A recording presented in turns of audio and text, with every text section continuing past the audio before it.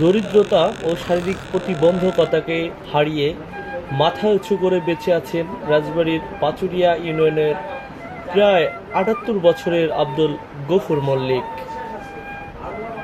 জন্মের পর থেকেই তিনি দৃষ্টি প্রতিবন্ধী এবং নিঃসন্তান।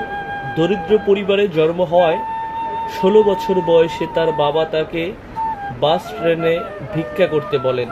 বাবার কথায় কষ্ট পেয়ে জিদ করে ৫ প্যাকেট বিড়ি কিনে ব্যবসা শুরু করেন আব্দুল গফুর মল্লিক। আর সেই থেকে তার ব্যবসার শুরু। প্রথম দিকে অন্ধত্ব নিয়ে ফেরি করে বিড়ি সিগারেট বিক্রি করতেন।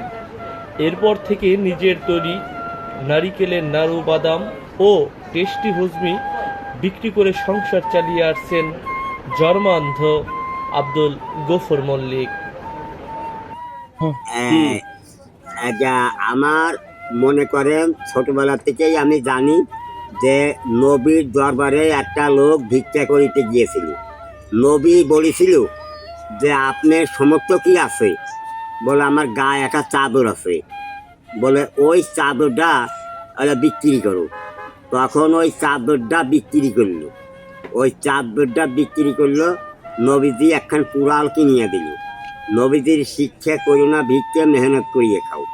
তারপরে ওই কুড়াল নিয়ে কাঠ কাটিয়া বেশিয়া বহুত পয়সার মালিক হয়ে গেল। তারপরে উনি আসে নবীর দরবারে যদি চাদরটা ফেরত দেয় তাই আনবানে। তারপরে আসলে পরে সালাম দিয়ে খারাইছে, কাজে আমি কাঠ কাটে বেশি আমি এনে ভালোই তো। বলো তাকে চাদরটা ফেরত চাও? বলো দয়া করে দিলি ভাড়া নিতাম।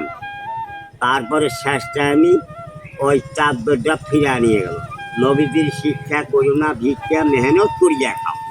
আমি ওই নবীর আইন পালন করে চলি।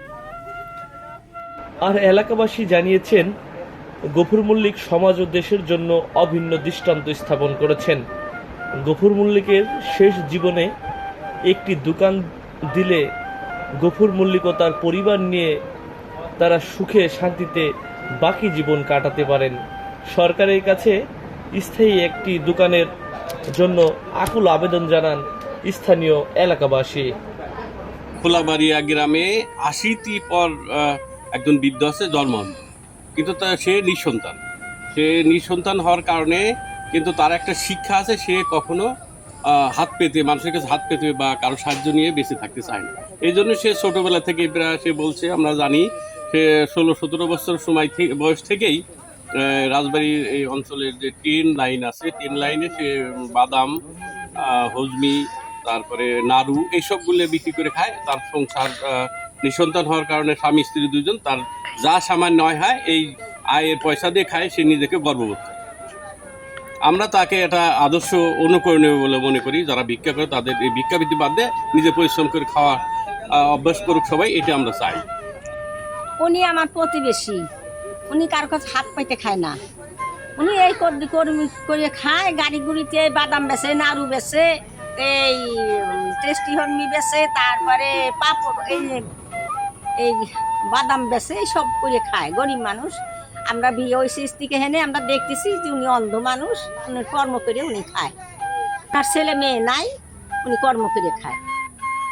কর্ম করে খায়, ওই টুকটা করে সকলে বাজা বুঝিয়ে সকল তা বেচে, এই তা করে খায়। আবার এখনটা বাঁচতে আনছে, বাঁচতে পালে, বাঁচতে কিছু সাহায্য করে না, ভালো। হে কোনো ভিক্ষে করে না, কারো কাছে হাত পাইতে খায় না, সে কর্ম করে খায়। এত বয়স হয়েছে, হেও কোনোদিন কারো কাছে হাত পাতে না, নিজের কর্ম করে নিজে খায়। ওনার কোনো ছেলে মেয়ে নেই, উনি ওনার কাছ থেকে পাইলে ওনাকে লালন পালন করে বিয়ে দিয়েছে।